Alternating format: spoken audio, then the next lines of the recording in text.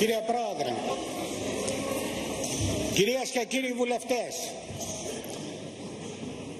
πριν αναφερθώ στο αντικείμενο της σημερινής συνεδριάσεως, να αναγγείλω ότι σύμφωνα με τα πρώτα exit poll που μεταδίδονται από τα κανάλια της Κυπριακής τηλεοράσεως, για πρώτη φορά στην ιστορία της Κύπρου αποκτά το Κοινοβούλιο εθνικιστές βουλευτές.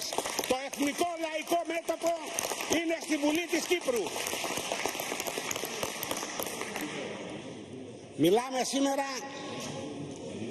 για ένα μνημονιακό νομοσχέδιο και επειδή τα γραπτά μένουν, θα σας θυμίσω τι είχα πει στις 4 και 10 το πρωί, ώρα όχι κοινοβουλευτικής διαδικασίας αλλά πραξικοπημάτων, όπως είχε τότε τονιστεί, όχι μόνο από μένα αλλά από πολλούς. Τι είχα πει λοιπόν τότε στις 14 Αυγούστου, και αυτό δεν απευθύνεται μόνο στην κυβέρνηση αλλά και σε όλους αυτούς οι οποίοι ψήφισαν τότε τη συμφωνία του ΣΥΡΙΖΑ, δηλαδή το μνημόνιο της αριστεράς. Είχα λοιπόν χαρακτηριστικά αναφέρει. Κατεπήγον λοιπόν το ζήτημα του νέου μνημονίου. Τα μέτρα του νέου μνημονίου του ΣΥΡΙΖΑ είναι σκληρά και αυστηρά. Το ακούτε κύριοι της σημερινής αντιπολιτεύσεως που θα ψηφίσετε όχι. Είναι σκληρά και αυστηρά. Όμως λέγατε ναι στη συμφωνία και τα μέτρα δική σας υπόθεση. Και σήμερα που έρχονται τα μέτρα τα καταψηφίζετε. Έχετε αυτό το δικαίωμα. Ναι, το έχετε. Εν ονόματι του πολιτικαντισμού, της ψηφοθυρίας. Να κάνετε σήμερα τους αντιμνημονιακούς. Το μόνο που δεν ακούσαμε. Δεν καλύπτεται, τόνιζα με κανένα τρόπο, ούτε η Νέα Δημοκρατία, ούτε το Πασόκ, ούτε το Ποτάμι που θα υπερψηφίσουν τη συμφωνία αυτή. Αλήθεια, σύμφωνα με αυτά που προτείνει το σχέδιο αυτό, η συμφωνία αυτή λέτε ότι δεν διέπεται από το αγγλικό δίκαιο. Αυτό το λέγατε εσείς κύριοι της κυβερνήσεως. Μα αφού αποδεχθήκατε το μνημόνιο 1 και 2, την υποθήκευση της Ελλάδος, τι σημασία έχει αν το μνημόνιο 3 δεν διέπεται από το αγγλικό δίκαιο? Είναι σαν να έχεις υποθηκεύσει το σπίτι σου 2 φορές και να λες ότι είσαι υπερήφανος ότι δεν το υποθηκεύεις τρίτη. Και πράγματι είναι γεγονός ότι αυτή τη στιγμή από το νέο μνημόνιο του ΣΥΡΙΖΑ θα πληγούν όχι μόνο οι αγρότες και οι ελεύθεροι επαγγελματίες αλλά και πολλοί άλλοι κλάδοι. Όμως το χειρότερο απ' όλα είναι ότι δεν θα αποδώσουν τα μέτρα και θα οδηγηθούμε σε νέο αδιέξοδο. Στο αδιέξοδο στο οποίο πράγματι οδηγηθήκαμε σήμερα. Σε ένα αδιέξοδο το οποίο βέβαια διανθίστηκε και με διάφορες διαδικαστικές πραγματικά εξωφρενικές πράξεις όπως το νομοσχέδιο των 7.500 σελίδων. Αναρωτιέμαι αν υπάρχει έστω και ένας βουλευτής της αντιπολιτεύσεως ή της κυβερνήσεως ο οποίος να διάβασε το νομοσχέδιο αυτό. Δεν είναι σίγουρο ότι δεν υπάρχει κανένας, γιατί αν υπήρχε θα είχε πάει να γραφτεί το ρεκόρ του στο βραβείο Γκίνες. Ζούμε όμως εδώ πραγματικά μια ηλαροτραγωδία. Σκηνή πρώτη. Κυβέρνηση Γεωργίου Παπανδρέου καταρχάς, Παπαδήμου στη συνέχεια, Σαμαρά Βενιζέλου. Στην πρώτη σκηνή του έργου, μνημονιακή, είναι το Πασόκ και η Νέα Δημοκρατία. Και αντιμνημονιακή είναι ο ΣΥΡΙΖΑ, ο οποίος φωνάζει για ξεπουλημένους, για προδότες, για γερμανοτσολιάδες κτλ. Σκηνή δεύτερη, μετά τον Ιανουάριο του 2015. Κυβέρνηση ο ΣΥΡΙΖΑ. Και μετά από λίγους μήνες αναμονής έχουμε πλέον τη Νέα Δημοκρατία να πιστεύει ότι αυτός ο λαός τρώει κουτόχορτο και ίσως σε ένα μεγάλο μέρος του να τρώει, ότι επικρατεί ο νόμος της λύθης και έτσι ξαφνικά βλέπουμε τη Νέα Δημοκρατία στο νέο αντιμνημονιακό της ρόλο. Μακάρι να είναι ειλικρινής, αλλά θα εξετάσουμε κατά πόσον αυτό έχει έννοια και πόσο είναι απλά μια μάχη εντυπώσεων. Είπε χθες ο συνάδελφος, ο κύριος Κουτσούκος του Πασόκ, αναφέρθηκε στο διεθνή οικονομικό έλεγχο και είπε ότι θυμάται από τα χρόνια της νεότητάς του ότι υπήρχε το περίφημο μονοπόλιο. Θυμίζω ότι ο Διεθνής Οικονομικός Έλεγχος επευλήθη στη χώρα μας, στην πατρίδα μας, το 1898 μετά από έναν χαμένο πόλεμο, τον πόλεμο του 1897. Εδώ δεν είχαμε κανέναν χαμένο πόλεμο, αλλά είχαμε το χαμένο πόλεμο από τους νταβατζίδες, τους εργολάβους, τους εκμεταλλευτές του ελληνικού λαού που πολεμάμε συνέπεια και γι' αυτό την πολεμούν μόνο η Χρυσή Αυγή. Τότε λοιπόν, όπως είχε αναφέρει, επαναλαμβάνω, ο κύριος Κουτσούκος, υπήρχε το μονοπόλιο στο αλάτι, στον καπνό, στο φωτιστικό υνόπνευμα και σε κάποια ελάχιστα άλλα είδη. Και ήταν σε σχέση με αυτά που υπογράφουμε τώρα, με τα μνημόνια, εξαιρετικά ανθρωπιστικός.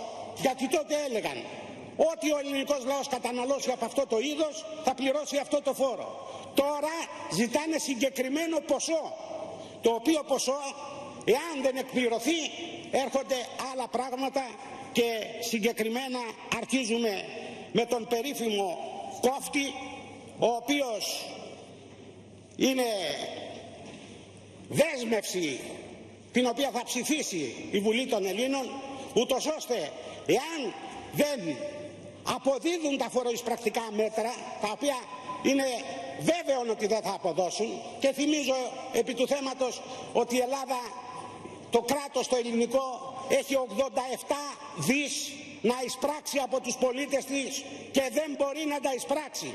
Πώς εσείς ελπίζετε ότι θα τα εισπράξετε και δεν θα υπάρξει ο κόφτης? Αυτό είναι ένα θαύμα.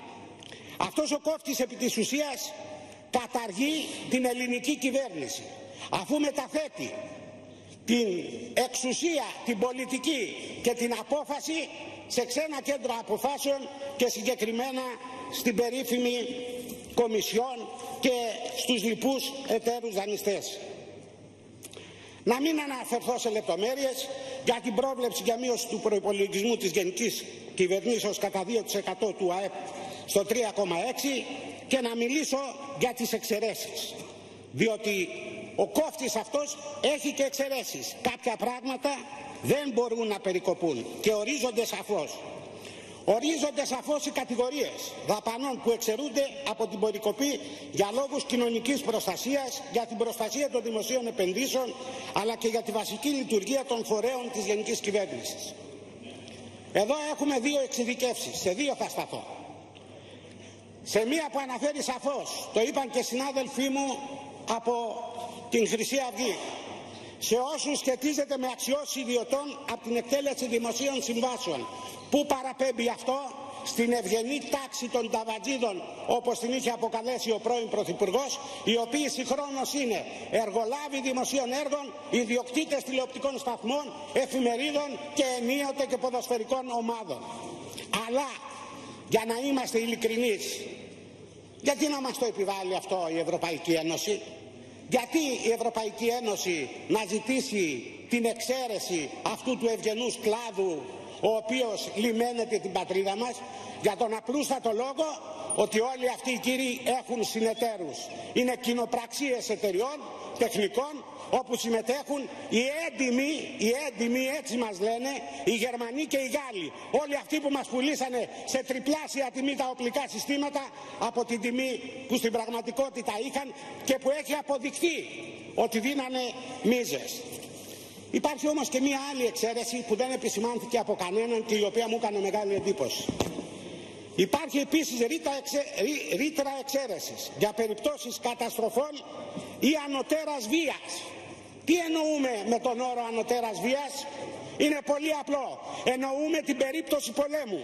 Και στην περίπτωση αυτή θα πρέπει να γίνει διαβούλευση με τους θεσμούς και σε περιπτώσεις μείωσης του πραγματικού ρυθμού ΑΕΠ κατά 0,5 από το στόχο του μνημονίου. Δηλαδή, τι μας λέει αυτό το πράγμα? Ότι αν υπάρχουν λόγοι ανωτέρας βίας και λόγος ανωτέρας βίας είναι ο πόλεμος, τότε θα πρέπει η Κομισιόν να μας δώσει το δικαίωμα να υπερασπιστούμε τα ελληνικά νησιά και την ελληνική πατρίδα. Αυτό είναι απαράδεκτο και τουλάχιστον θα έπρεπε να παραληφθεί. Έρχομαι στους έμεσους φόρους. Το είπε και ο κύριος Μητσοτάκης, στην ομιλία του οποίου θα αναφερθώ, ότι είναι οι φόροι αυτοί εξαιρετικά άδικοι. Αλλά αφού είναι τόσο εξαιρετικά άδικοι οι έμεσοι φόροι, γιατί πράγματι επί των ημερών της κυβερνήσεως Νέας Δημοκρατίας Πασόκ εφαρμοζόντουσαν. Συνολικά οι έμεσοι φόροι θα έχουν ύψος 1,8 δισεκατομμύρια ευρώ. Πρόκειται περί ενός κεφαλικού φόρου 180 ευρώ το κεφάλι, εάν υπολογίσουμε ότι έχουμε 10 με 11 εκατομμύρια πληθυσμό, τον οποίον όμως, προσέξτε, θα πληρώσει το ίδιο και ο ανέστιος και ο πένητας και ο πάμφτωχος, αλλά και ο πολυεκατομμυριούχος. Αυτό λέγεται ισοπαίδωση, αυτό λέγεται αδικία, αυτό λέγεται καπιταλισμός. Μέσα στους έμεσους φόρους φυσικά υπάρχουν πολλά αντιλαϊκά μέτρα, όπως η αύξηση του ΦΠΑ, είναι ο μεγαλύτερος της Ευρώπης, και επίσης οι μειωμένοι συντελεστές ΦΠΑ στα νησιά μας, στη Φάσο, στην Άνδρο, την Τίνο, την Κάρπαθο, τη Μήλο, τη Σκύρο, την Αλόνισο, την Καίο, την Αντίπαντο και τη Σύφνο. Συνεχίζω σχετικά με το νομοθέτημα των ημερών, φόρους και στα καπνά, φόρους και στα καύσιμα, παντού έμεση φόροι, και θα ήθελα στο σημείο αυτό να σχολιάσω την ομιλία του Προέδρου του Αρχηγού της Αξιωματικής Αντιπολιτεύσεως, του κυρίου Μητσοτάκη. Είπε σε ένα απόσπασμα της ομιλίας του ότι, αναφερόμενος σε κάποιες μειώσεις στους συνταξιούχους, ότι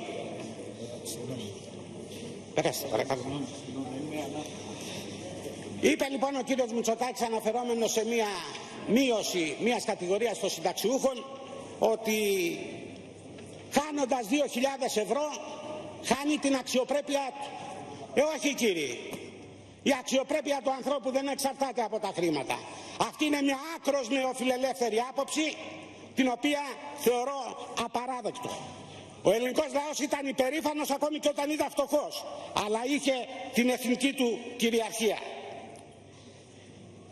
Ο κόφτης είναι το μέτρο της δικής σας αναξιοπιστίας, είπε απευθυνόμενος στον Πρωθυπουργό τον κύριο Τσίπρα. Συμφωνούμε απολύτως. Τι θα κάνει όμως αυτός για τον κόφτη, δεν μας είπε, δεν δεσμεύτηκε. Ακόμη τον πήρε το παράπονο γιατί ο Τσίπρας κάνει φιλελεύθερη πολιτική και κάνει και ιδιωτικοποιήσεις. Πραγματικά είναι άξιο συμπόνιας στο γεγονός ότι αν τα ιδιωτικοποιήσει όλα ο Τσίπρας, τι θα απομείνει πλέον για να ιδιωτικοποιήσει ο κύριος Μητσοτάκης και η κυβέρνησή του. Είπε ακόμη ότι ψηφίζουν ναι για κάποιες διατάξεις. Για ό,τι πρόλαβαν να το ξεπουλήσουν ψηφίζουν ναι. Για τα άλλα που δεν πρόλαβαν, όπως τα 14 δρόμια, για τα άλλα που δεν πρόλαβαν να ξεπουλήσουν λένε όχι. Ενώ διέπονται κατ' ουσίαν από την ίδια φιλοσοφία αυτά τα μέτρα. Και τόνισε ότι η κυβέρνηση πρέπει να φύγει το συντομότερο. Και αναφέρθηκε στη νέα κυβέρνηση της πενταετίας 2017-2021. Γλώτα λανθάνουσα τα λυθή λέγει η ομολογία ότι ο κύριος Μητσοτάκης, πράγμα το οποίο στην πραγματικότητα συμβαίνει, δεν θέλει εκλογές. Άκουσα προσεκτικά την ομιλία του. Καμία δέσμευση για κατάργηση αυτών των οποίων θα ψηφιστούν σήμερα. Καμία δέσμευση για όλα αυτά τα οποία προβλέπει το σημερινό νομοθέτημα, το οποίο είναι πραγματικά εθνικά απαράδεκτο και οδηγεί στο ξεπούλημα της χώρας. Μίλησε για μια νέα πολιτική η οποία θα φέρει 4% ανάπτυξη. Ούτε λίγο το πολύ μας είπε ότι θα γίνει η Ελλάδα Κίνα.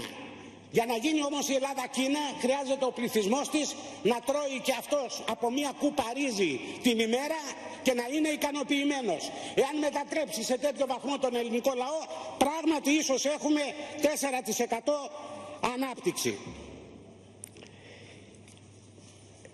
Έχουμε δύο κύρια θέματα, δυστυχώς ο χρόνος δεν φτάνει, το θέμα των κόκκινων δανείων και της παραχώρησης των κόκκινων δανείων στα περίφημα funds. Καταρχάς εδώ παίζεται μια κωμωδία. Σήμερα έρχεται να ψηφιστεί το νομοσχέδιο για τα κόκκινα funds. Μία εβδομάδα πριν έκανε δήλωση ο διοικητής της Τράπεζας Ελλάδος, ο κύριος Τουρνάρας, ότι είναι καλά τα ξένα funds και δεν θα βλάψουν την εθνική οικονομία, και ήδη τα ξένα funds έχουν ενοικιάσει και γραφεία, έχουν κάνει και προσλήψεις υπαλλήλων. Φαίνεται ήταν σίγουροι. Και εδώ τίθεται το ερώτημα.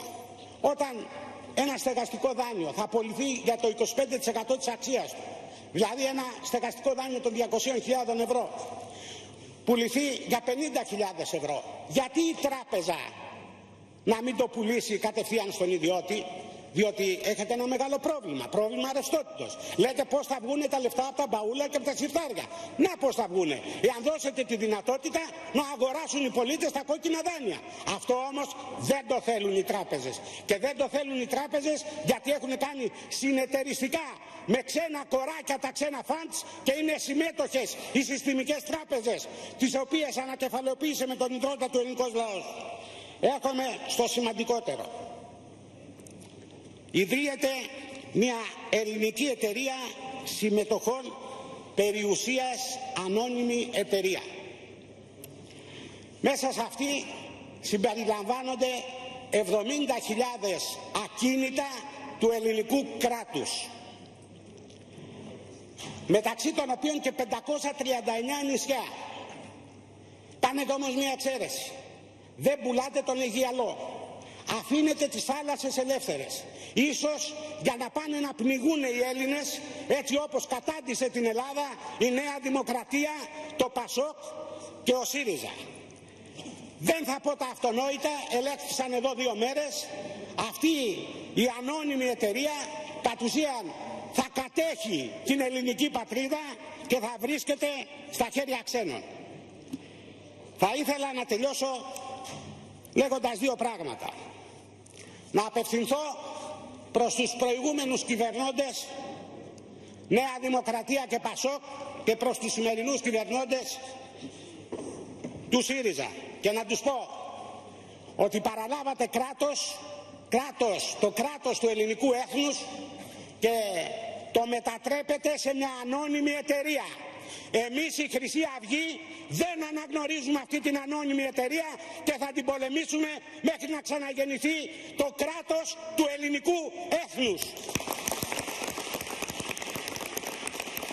Εις ό,τι αφορά τον κύριο Μητσοτάκη, ο οποίος ισχυρίζεται και έχει δίκιο ότι καταστρέφεται η χώρα, ότι είναι εξευτελιστικό να ενοικιάζεται η ελληνική πατρίδα για 99 χρόνια, θα του πούμε το εξής. Τι είναι 2 μήνες μπροστά σε 99 χρόνια? Ένα τίποτε.